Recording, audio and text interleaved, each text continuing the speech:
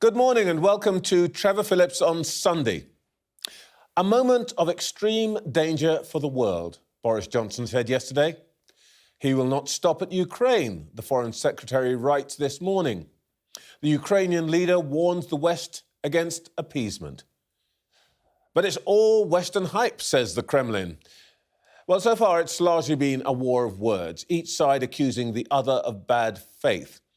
Whoever said that truth is the first casualty of war had a point.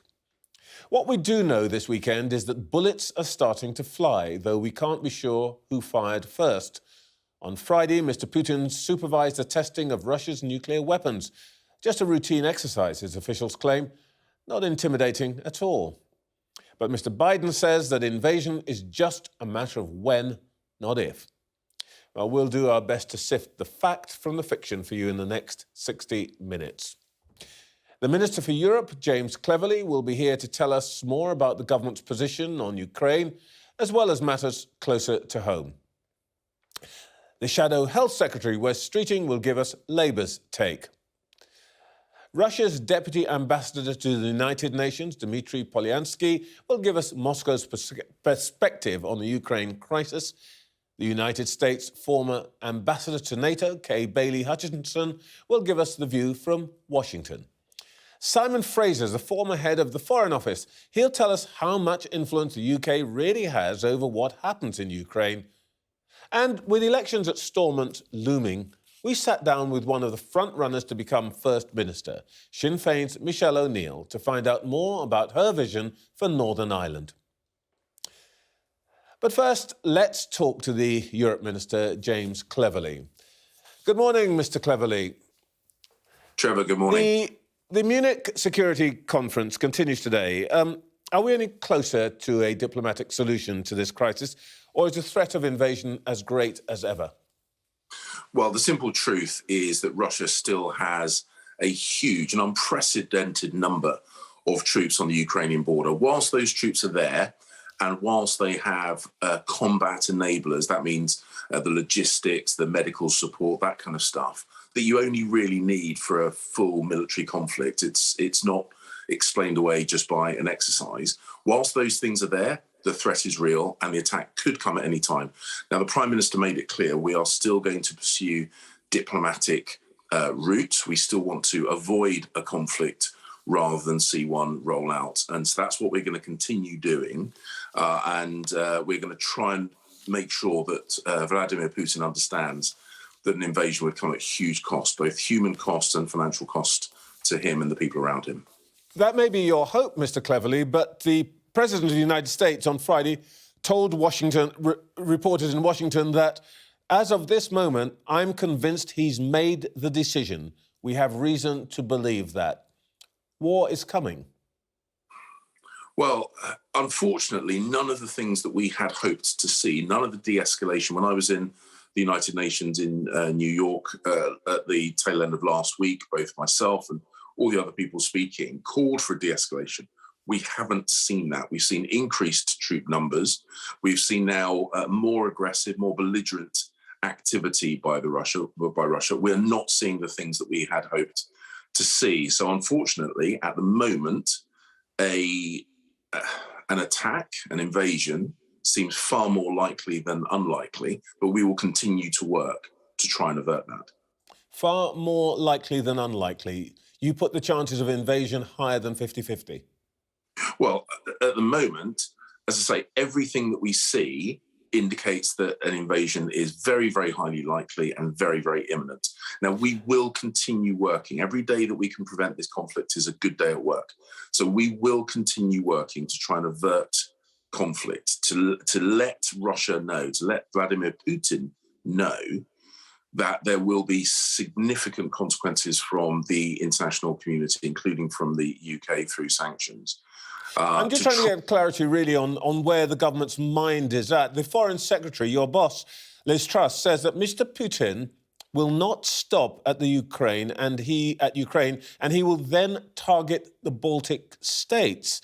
Now, if the Kremlin really does have these expansionist plans, that you believe that, then why not level with us and say that we had better prepare for war? Because in the end, if that's what he's going to do, there's not going to be any way of stopping him other than militarily. Well, we are trying very hard to prevent conflict from happening. What we have seen incursions from Russia into Crimea, into the Donbass, into Georgia, into other parts of Central Europe. So when the Foreign Secretary says that this is not going to be it, all the history has shown us that there is continued aggression coming out from the Kremlin. We're trying to prevent that. We're trying to stop that. But we also recognise that the Eastern NATO allies are also watching what's going on, and we're seeking to give them reassurance of our strength of unity through NATO. So we're reinforcing our Eastern NATO allies. Now, Ukraine is not part of NATO, and so that's a very different prospect. And what we're looking to do is deter through diplomatic means and the threat of sanctions. But the simple truth is Russia has shown itself to be a very aggressive neighbour, and we need them to stop. But it looks here like that there is the potential, let's put it that way, for a spiral. In his speech at the Munich Security Conference yesterday, the Prime Minister listed the troops that he's sending to Estonia and Poland. He talked about an increased aerial presence in southeastern Europe and the deployment of warships in the Mediterranean and the Black Sea. Look, is there a danger that we're making conflict more likely by such an obvious build-up of forces?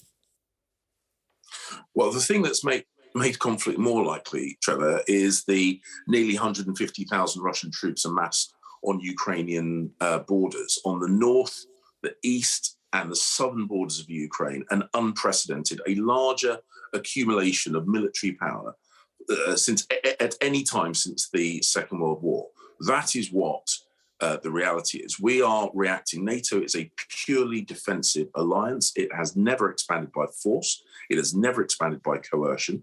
The countries that join NATO because they want to exist under the umbrella of shared protection that NATO provides. The aggressor here is Russia.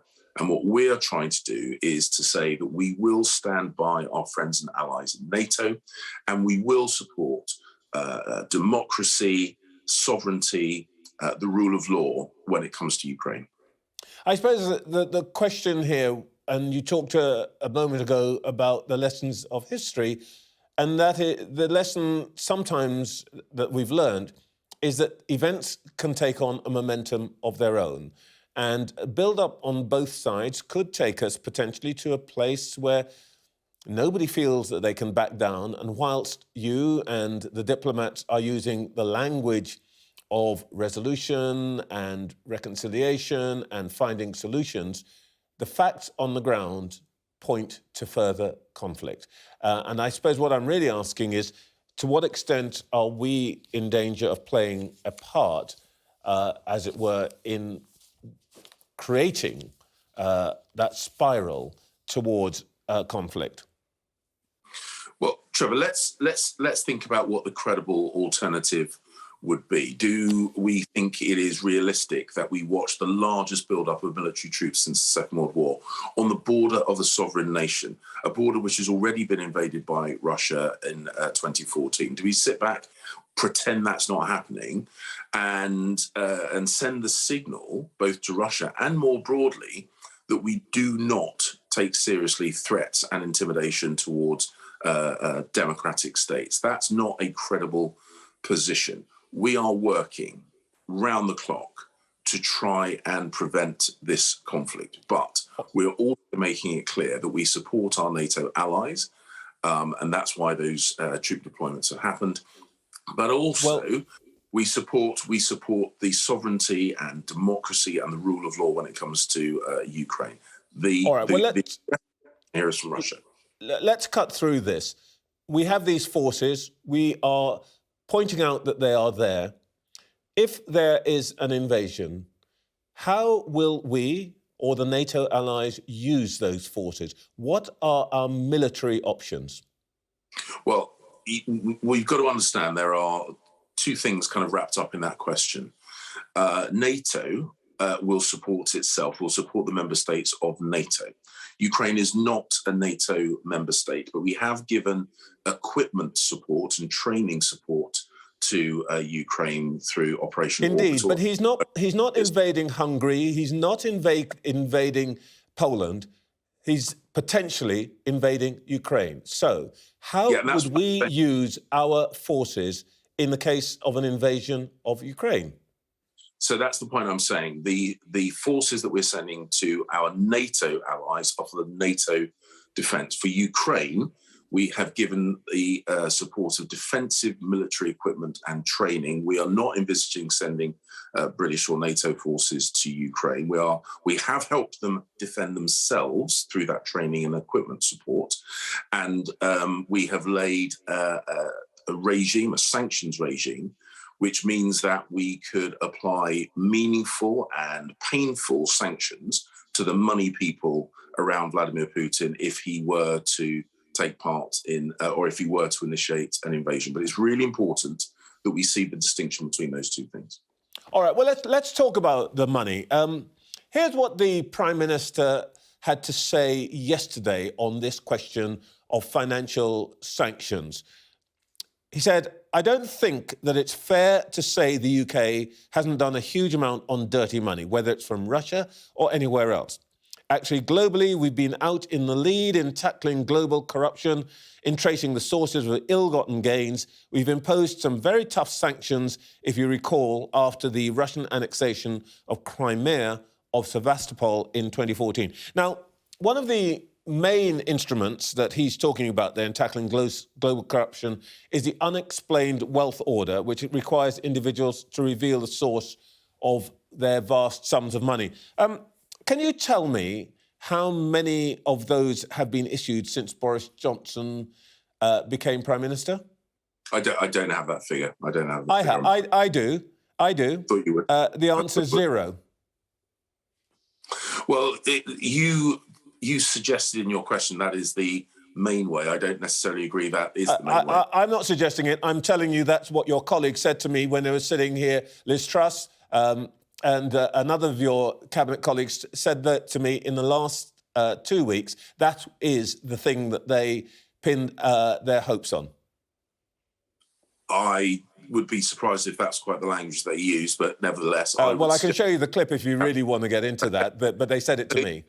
So the point is that we have a range. We have a range of ways of dealing with illicit finance. We are indeed one of the leaders in terms of tackling illicit finance. We take it very, very seriously, and we're working with other financial jurisdictions around the world to make sure that the whole global approach, because it does need to be a global approach to illicit finance, is coordinated and robust.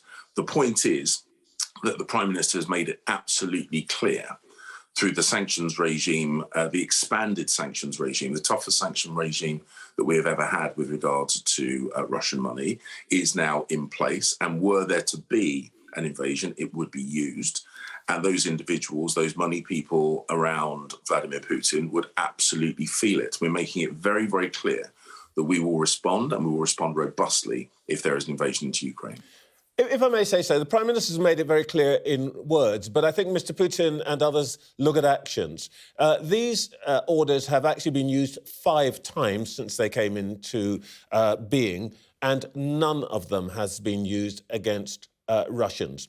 And in addition to that, what we also know is that the international financial system, assisted by Russian legislation, makes it almost impossible to trace the source of this dirty money. A lot of the people that have been named bring their money into London via other jurisdictions, Cayman Islands, Cyprus, and so on.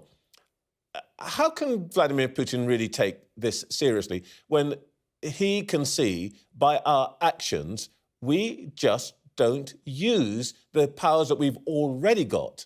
Now, never mind any powers that you might want to introduce now. Well, one of the things you have to understand, Trevor, is the difference between an unexplained wealth order and sanctions. The sanctions are a different vehicle. We have used sanctions.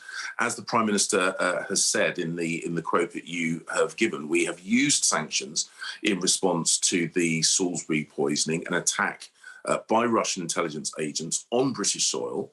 We coordinated the largest expulsion, we facilitated the largest coordinated expulsion of undocumented Russian agents in response to that. So we have already applied sanctions. We are willing to apply more. So the hypothesis you're putting forward that somehow we haven't taken action is just not borne out by the facts. We have, and we will, in the event of another incursion into Ukraine by Russia.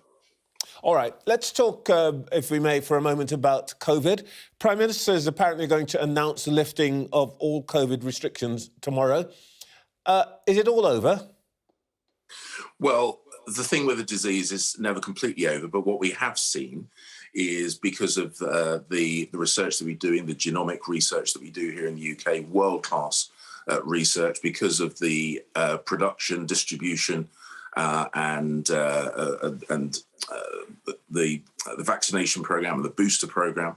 We have broken the link between infections and hospitalizations. We are seeing the disease now. It's changed into a much milder form. We will, of course, remain vigilant. That's incredibly important. But we are in a position now where we can follow the data, follow the science evidence that we have seen, and move back towards a normal state where we recognise we have to live with disease. We've always had to live with diseases. We're going to have to live with this disease, but we do also want to get back to normal. Can we just clear one thing up for local authority leaders who've noted that the press release from the government on this says that local authorities will still be expected to manage outbreaks with pre-existing health powers. Is that a signal to them that if there is a further virus outbreak, a new variation and so on, that there won't be any more money available? No, Trevor, what this is a recognition that we've had pre-existing contingency planning for disease outbreaks at local government level. When I was working with the Prime Minister when he was Mayor of London, I chaired the London Resilience Forum, and we had contingency plans for how local authorities would deal with disease outbreaks in their area. What we're saying now is that the era where we're having additional differentiated responses to COVID is going to be over, and we're going to move back to the pre-existing regime where local authorities have plans, and these plans are well circulated, well tested, and pre-existing, and those are what we're expecting local authorities to rely on from this point, well, from when the announcement's made moving forward. And they will have to carry out those plans based on their existing resources. There won't be a new bunch of money from the Treasury. Well, as we've seen with Omicron, COVID is now much more similar to other less well-known diseases which are in circulation and which local authorities have plans to deal with. And what we're saying is that is the regime that we're going to move towards. All right. You just pointed out that you've been at the Prime Minister's right hand in various ways for many years, from his days in City Hall, so you know him pretty well. Let me ask you a couple of questions about the questionnaire which he's now returned to the Metropolitan Police, outlining his responses to their questions about parties in Downing Street and all of that. If the Prime Minister were issued with a fixed penalty notice, will that be made public?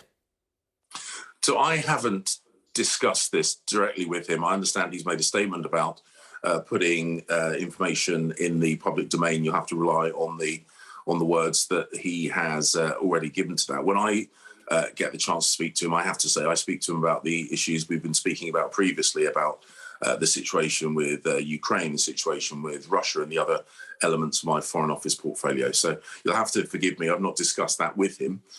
We've been discussing things like Iran and Ukraine. All right. All right. Well, let me ask you maybe a simpler, more direct question about, if you like, his mind and the way it works, which, frankly, you will know better than most. If he were to get a fixed penalty notice and therefore, by implication, in some way has broken the law, will he resign?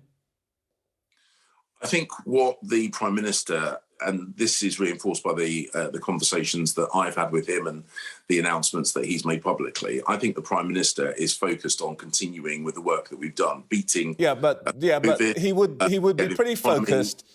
He'd be pretty focused on the penalty notice he gets. Will he resign if he gets one? Well, I don't think what the country needs at the moment is a vacuum at the centre of government when we are dealing with our recovery from COVID, the accumulation of Russian troops on the Ukrainian border, making sure that the health service is able to deal with the sad but unfortunate but nevertheless obvious backlog that has been created by COVID. That's what the country needs. That's what I believe the Prime Minister should be doing. Well, I'm taking that as a no, Minister. James Cleverly, thank you very much indeed. Exactly how you're taking it, Trevor. It's exactly how you should be taking it. OK, let's get Labour's view with the Shadow Health Secretary, Wes Streeting. Mr. Streeting, we're going to come to COVID, which is your own territory, in a moment. But can we start with Ukraine? Is Labour still foursquare behind the Prime Minister?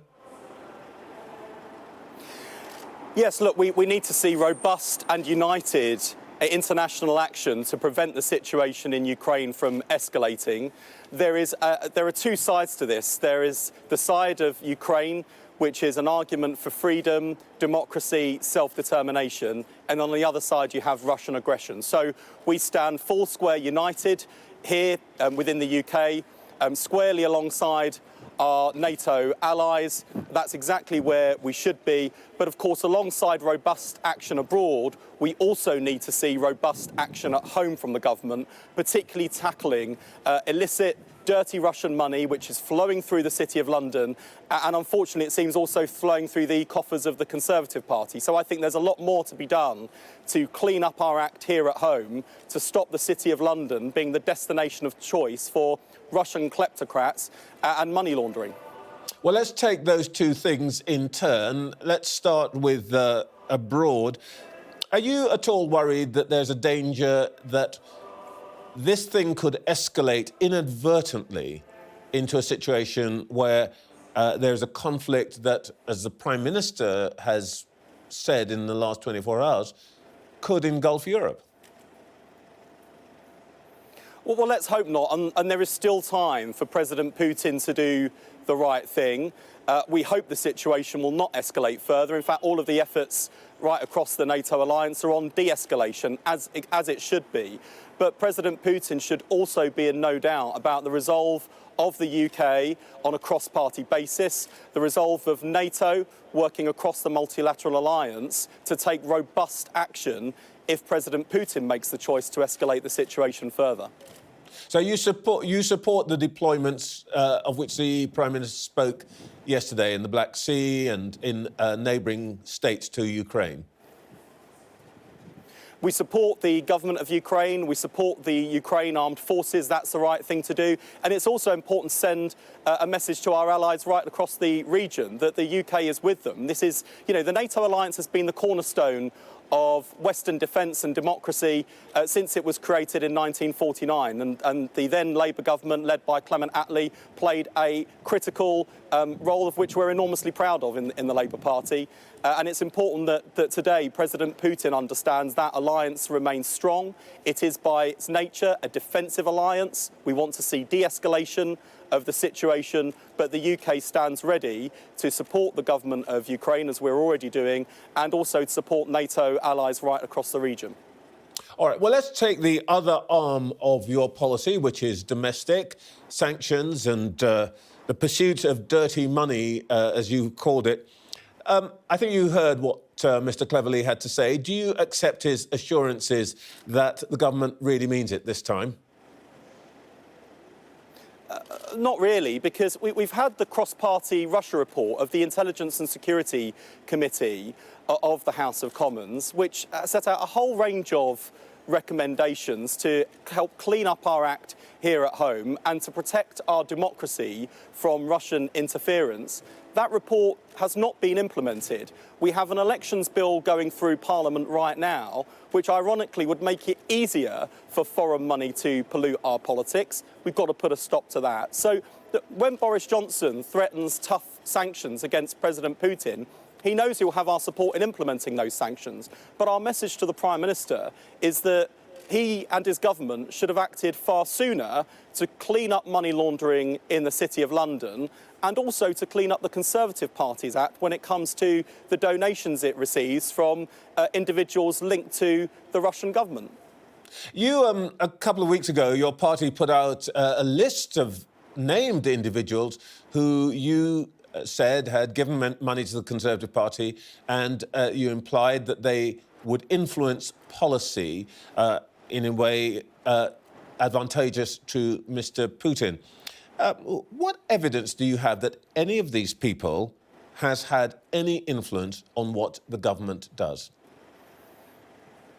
Well, take a look at the Sunday papers today, which No. What evidence? You put this out 2 weeks ago. What evidence do you have that they have any influence whatsoever? So we know that donors have an enormous degree of influence over the policies and priorities of the Conservative government. That's been known for some time and has been laid bare in today's Sunday newspapers. You've got people like the Chernukins, a former Deputy Finance Minister in President Putin's regime. His wife has given more than £2 million to the Conservative Party. So I think there are questions for them to answer on this.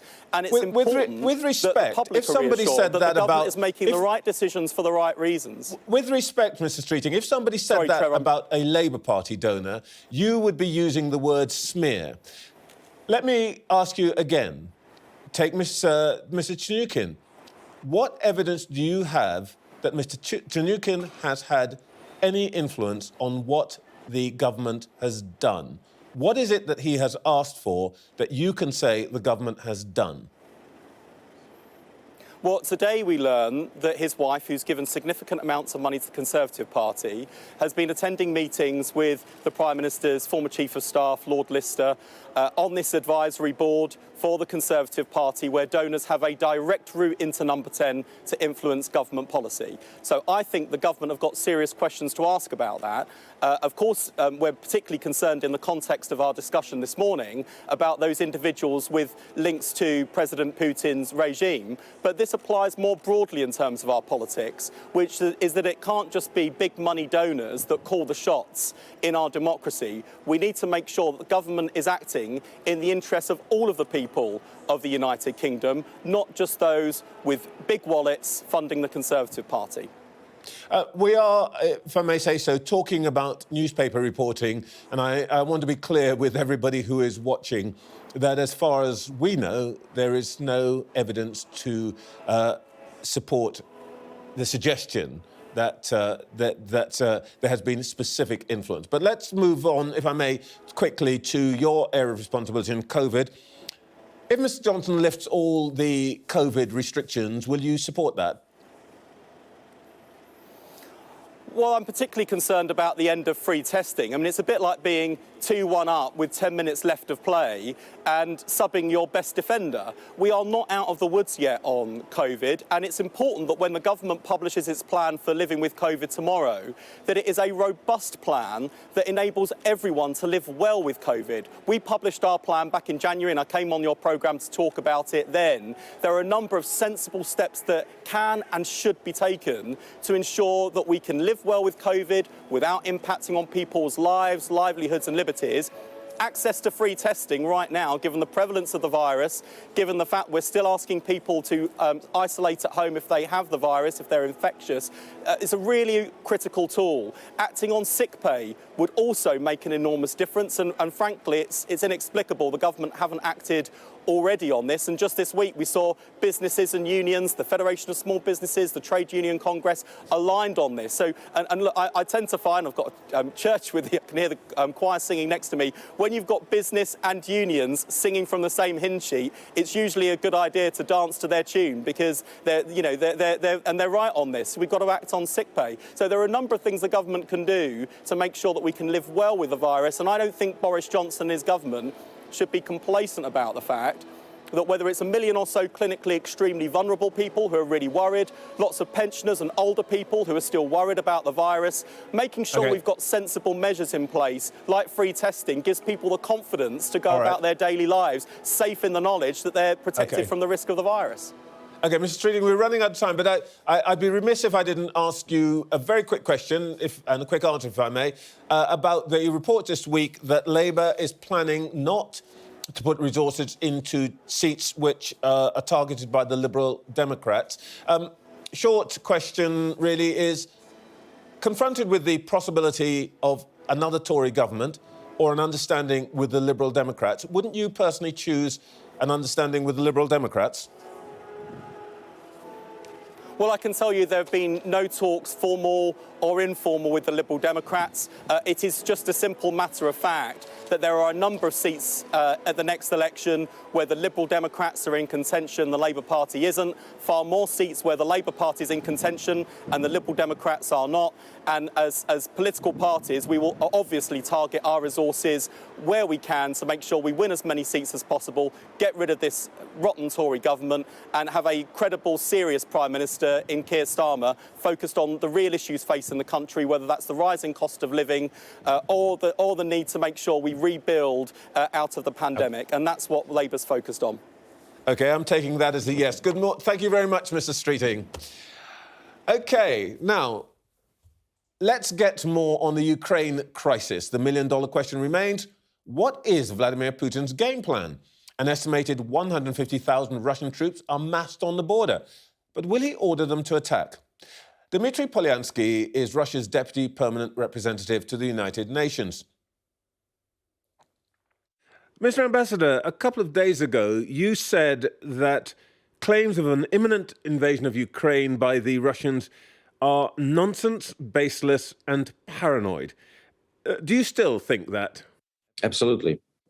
I think recently we have determined the exact date of our invasion together with my colleague diplomats here in New York. It is the 30th of February. I think you can mark this date in your calendar, if you find it, of course. If that is the case, what is the point of 150,000 troops on the Ukrainian border? What are they doing there? First of all, who counted them? Where do you take this figure 150,000? I remember it was 100,000, then it was 120,000, now it is 150,000. Some people say 190,000. So I admit inflation is very high here in New York. We see it on the prices, but in the number of soldiers... I think it's inflation demonstrated by satellite pictures, which we have seen. And unless Russia is now putting in cardboard tanks, there are troops there. Well, we don't trust the US and British intelligence. They let us down, the whole world, on many occasions, enough to remember weapons of mass destruction in Iraq. But in any case, you asked about what are the troops doing there. Well, they are on our territory. They are not placed on the border immediately. They are placed in their places where they usually are on the border.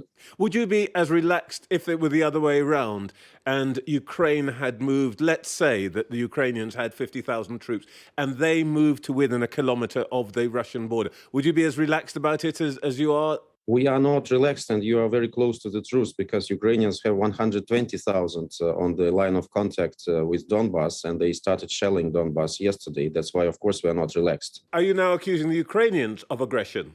I'm not accusing them of aggression. I am accusing them of shelling peaceful population in Donbass, and this is quite obvious, given it's not about from the satellites, but it's from the people there, from the eyewitnesses.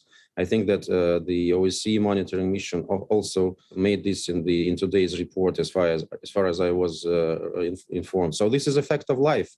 Whether it's aggression or not, difficult to say. But when you have 120,000 troops in full capacity to strike at the border, at the line of contact, actually, I think you have to be preoccupied and you have to think about aggression. It's not Russian troops on Russian territory. All right, well, look, we can trade numbers. One thing that we are absolutely certain about is that Mr. Putin has said that he is going to conduct nuclear drills and he will oversee them himself. Isn't that a rather dangerous escalation of the situation which you yourself have just been describing as a tense one? I don't think that everybody should tell us when we should or shouldn't conduct drills. Our drills happened before. We announced a number of drills beforehand. By the way, these in Belarus that also went in the center of attention were announced months ago, and they are now being presented as a kind of Russian alleged escalation. This is not true. I don't think that our drills on our territory should worry anyone. Yes, but Mr. Putin is a smart man. He must know that in the context, announcing a nuclear drill isn't going to reduce the tensions, is it? Well, if you have nuclear weapons, of course, you need to keep it in good shape. So drills are necessary from time to time. I'm not responsible for this question. Of course, I can't speak for my president in this regard. I'm sure that he had good reasons to announce these drills. There are a lot of issues, I think, that the world should be preoccupied more than our drills on our territory. So I'm really very much not understanding what is the point of being too preoccupied there. Some Western commentators are saying that what is actually happening is that Mr. Putin didn't anticipate the Western resolve that he would have to face in the form of NATO and European unity, given the build-up of troops on the Ukraine border. Has he misjudged the situation?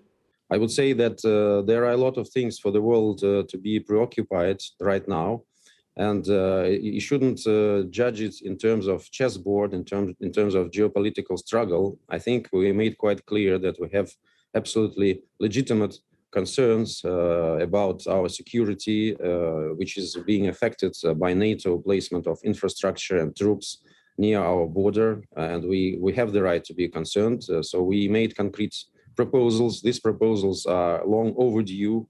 It's not the first time that we voice our preoccupations. I think we did it for tens of years already. We base our preoccupations on the provisions of basic OSCE documents of Russia-NATO Act and also on some promises which Western leaders have given us. So this is quite logical, and I think what peace-loving people in Europe should be preoccupied is really to stop the militaristic tune that is now in the heads of many Western politicians, unfortunately, and to get to negotiating table and to see what we can together do in terms of security for guaranteeing Russia's absolutely legitimate concerns. Well, can I just put, lastly, another reading of this situation to you, which is this, that Mr. Putin is rather enjoying this, that he has Western leaders coming to his table, he has a Western media talking about him, as we are doing now, and that actually the eyes of the world are on this situation, and indeed the eyes of the Russian people are on this situation, diverting them from Russia's own economic problems. I think that enjoying is not the right word that you can use in these circumstances when we see absolutely lack of responsibility on behalf of Western leaders right now, and a lot of scaremongering and warmongering. So I don't know anybody who is enjoying this situation in Russia. And what you said about Russia's economic difficulties, well, every country has economic difficulties. I assume UK also has some after the Brexit as well. There is a trend that people say that the problems are narrowed down to Ukraine and to solving this artificial crisis around Ukraine with alleged Russian plans to attack. But I want to tell you that the picture is much bigger, and Ukraine is only one piece of this puzzle. And that was exactly, I assume personally, that it was exactly the tactics of our Western partners to start all this hype when we informed them about our proposal and when we sent to them draft treaties with US and NATO about European security. This is a very strange coincidence, isn't it? Ambassador, thank you very much indeed for your time this morning. Thank you. Joe Biden said this weekend that he believes Russian military action in Ukraine is imminent. But what can Washington do to stop it? Kay Bailey Hutchison is a former ambassador to NATO. Ambassador, thank you for joining us. You've watched Mr. Putin for some time. What do you think he actually wants out of this crisis? I think President Putin is testing the Western alliance, certainly NATO. He's testing America. He wants to see how far he can go. He has the history of going into Georgia, taking 2 provinces there, and having relatively little blowback. Same thing with Crimea in 2014. And I think he sees a potential to disrupt the alliance, to cause dissension in the alliance. And I think he is testing to see how far he can go. I spoke to Dmitry Polyansky, who is the Deputy Ambassador to the United Nations for Russia. And I put it to him that actually Mr. Putin, aside from what of his ultimate objectives might be rather enjoying the situation because he is destabilizing the West. He has people talking about him. He has Western leaders coming to his table. Do you think, in some senses, it will pay him to play this long and play it out for as long as he can? I think that is clearly something that he relishes, that he would be getting this much attention. And he is trying to cause dissension in NATO. I believe that we can all say that he's actually done the opposite. He has made NATO much more united, much more unified in speaking to Russia and seeing what they do. Do you think that there is any realistic military response open to NATO were there to be a Russian incursion? Well, I think there will be cyber. This is my prognostication that it would be, yes, in cyber, that there could be military in the cyber arena, because Putin has clearly shown that he will use cyber attacks and he will use disruptive cyber messaging, but also shut down, and he's used malware as well as ransomware. He's been connected to those kinds of attacks in our country as well as others. So I think on the cyber front, yes, that there could be attacks back. We have the capability to attack back, and I think that is one of the tools in the toolbox. So you think a military conflict on the ground is unlikely? That's my view, but I cannot say that I would bet the ranch on it, as we would say in Texas. I don't know if he would really be able to convince his people that it would be worth killing Russian soldiers. The Ukrainians would lose, but also Russia would as well. And I don't think he would want that. So I would err on the side that he wouldn't do that, but I do think he will do a lot of damage in other ways. If there's going to be a way out of this in the diplomatic sphere, would one way of starting this be simply for NATO to rule out the possibility of Ukraine joining NATO? I do not think that is an option, because everyone is I think unified in saying that it would be such a sign of weakness for NATO to pledge to Russia that we wouldn't take in any other country that seeks membership in our NATO alliance. I don't think we would ever do it. And I think it would be the wrong signal. What we need to do is show strength. I think that's what Putin understands, is strength and unity. And there's no way that we would sit back and let Putin then have a veto over a country that qualifies. So last point, do you think the United States could help to, as it were, stiffen Europe's spine by saying, for example, it will guarantee gas supplies to Europe in the event that the Russians decided to put the squeeze on energy supplies from Siberia to Western Europe? We definitely need to do that. That is something that has been talked about, but I think now is the time for action. We have abundance energy resources in America and natural gas that we could export, but we have to be able to get the receiving facilities in our European countries. And there have been many obstacles to those receiving facilities being built, but we can provide affordable natural gas, which is clean energy, to our European allies. And that's what we ought to be promoting much more now that we have seen that Russia really will use gas as a leverage. And that is the next step that I think will come up in Congress. And I hope that the administration will work with Congress to start promoting natural gas exports. Ambassador, thank you so much for your time. Trevor, thank you. It's been great to visit with you. Speaking at the security conference in Munich yesterday, Boris Johnson said an invasion of Ukraine would send a shock around the world. He said that severe economic sanctions will be imposed if one does take place. But is that going to be enough to deter Vladimir Putin? Joining me now is Simon Fraser, who's a former head of the Foreign Office. Good morning, Simon. Morning.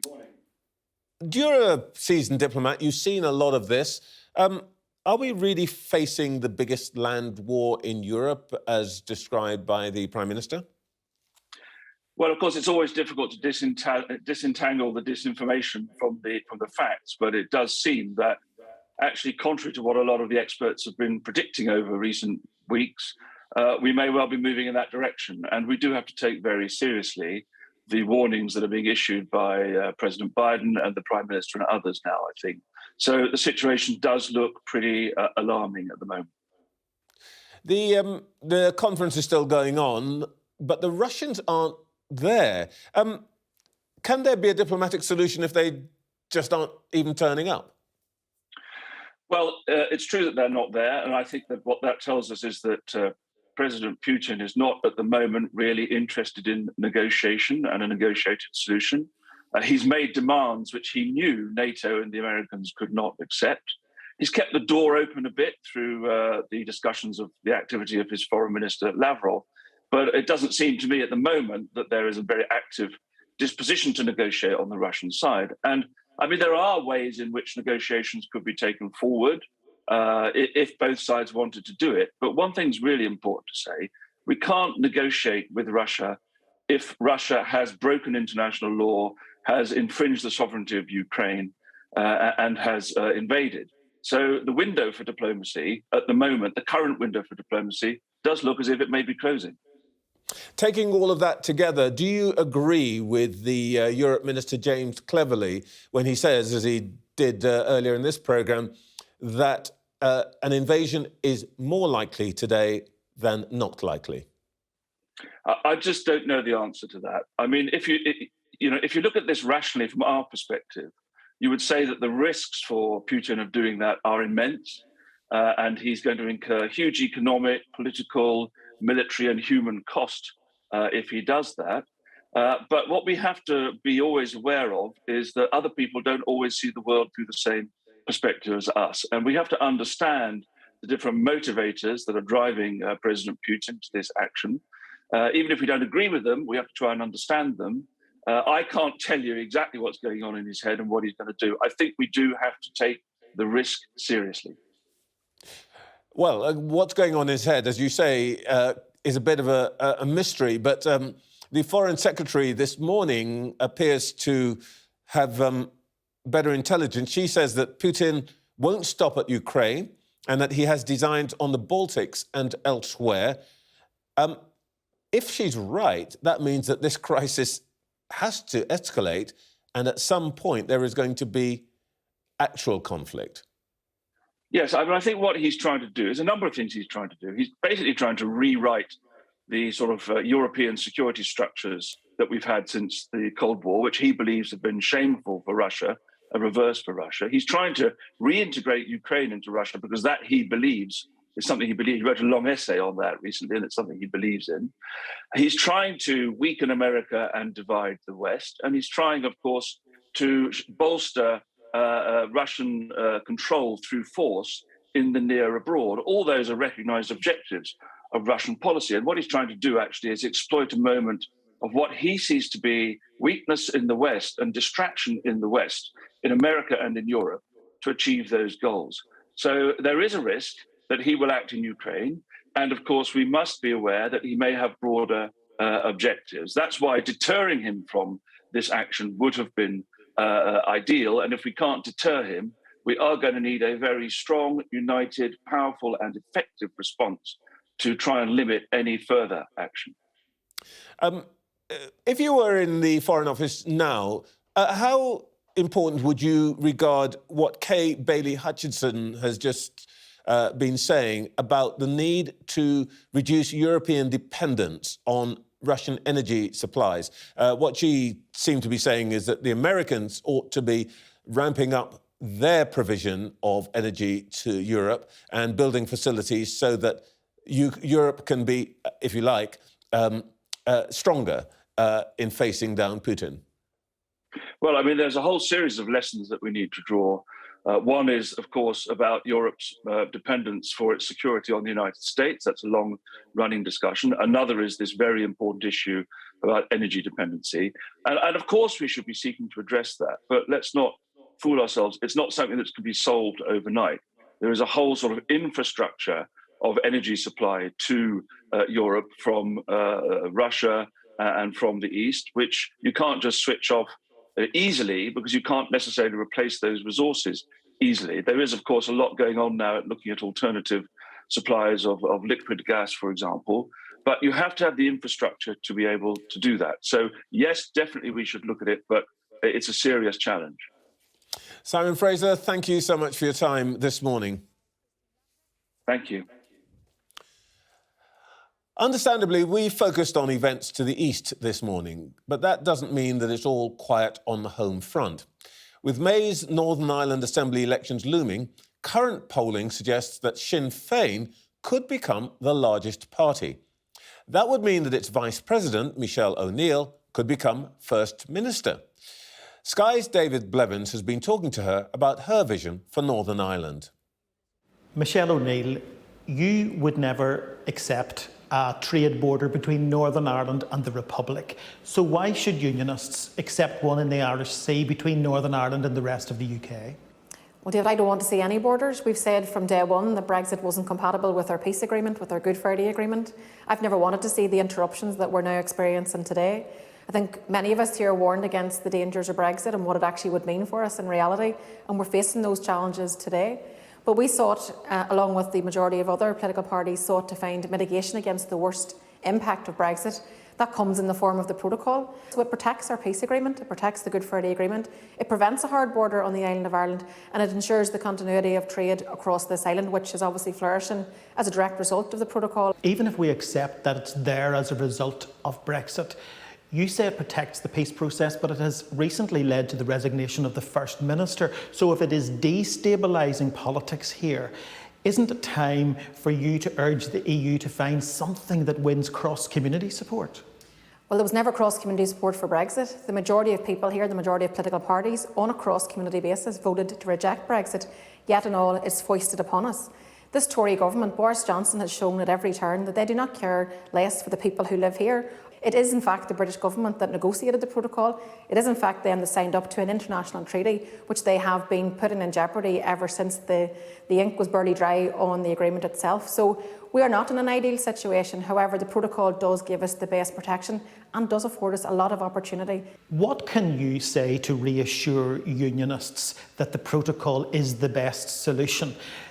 Can you reassure them that it is, in your view, just a trade border and that you respect the position of Northern Ireland constitutionally as part of the United Kingdom? I signed up to the Good Friday Agreement, so it'll be the people here alone that will decide if there's constitutional change. There'll never be anything foisted upon people. I think, unfortunately, for the Unionist people, for that wider civic society, the Unionist leaders have actually conflated the issue of the protocol and Brexit a mess which they single-handedly delivered alongside their friends in the Tories. But they have conflated that issue of identity with the issue of trade, which comes about as a direct result of Brexit. So there are two distinctly different things. There's going to be an election. The polls suggest Michelle O'Neill may be Northern Ireland's next First Minister. Given that the IRA campaign is still in people's memories here, it's not that long ago, is Northern Ireland ready for a Sinn Féin First Minister? I think it's even crazy that you're even asking me that question, because I think it'll be the people that will decide who they will elect, they will decide who will be the largest party. Like, I come from a background, I'm a Republican, I'm a proud Republican. I'm somebody who I believe can govern for all people, not just those of a Republican tradition, but those from other traditions. So to sit here in 2022, for anybody to question a nationalist's ability to be First Minister, to hold a position in the legal profession, to hold the position of Justice Ministry is just absolutely madness. Those days are gone. But it's not just any nationalist politician. It is, for many people, a party that is still considered to be the political wing of the IRA, no matter how long we are past ceasefires and Good Friday Agreement. So what do you say to victims of IRA violence, for example, who would still have a difficulty with a Sinn Féin First Minister? I think that we're a society that comes from conflict. We've had a very difficult past. We have to recognise that we've had a very difficult past. We also have to recognise that we've all had a very different experience of the past. My lived experience will be very different perhaps to someone else of my generation, some of my peers. But we have to recognise that. But we also have to deal with the past. So this British government that are intent on trying to cover over what they did here isn't a good situation, because how do we build for a better future if we don't properly deal with the past? You talk about the British trying to cover up the past. You're obviously talking about the proposed amnesty and historical prosecution of British Army veterans. What's the difference, though, between those veterans and former paramilitaries, be they Republican or Loyalist, who walked free after the Good Friday Agreement, or who were granted, in the case of many in the IRA, pardons? Well, firstly, again, I do not support in any shape or form an amnesty of any form for anybody. So let me be very clear about that. I am 45 years of age. I'm somebody who has been about the peace process from its inception. I'm someone who believes in the Good Friday Agreement. I'm somebody who believes in dealing with the past so that we all can move forward together. The British government have tried to block every step forward in dealing with the past, because for those to say, draw a line under it, forget that it happened, that doesn't work. The impact of conflict is intergenerational. So today's generation are still fighting the battles of the past. I don't want that for my children. I don't want it for my grandchildren. I don't want it for anybody else's children. If Unionists attempt to block Sinn Féin First Minister by refusing to nominate a deputy, is it time to consider voluntary coalition so that one of the smaller parties could nominate a deputy First Minister?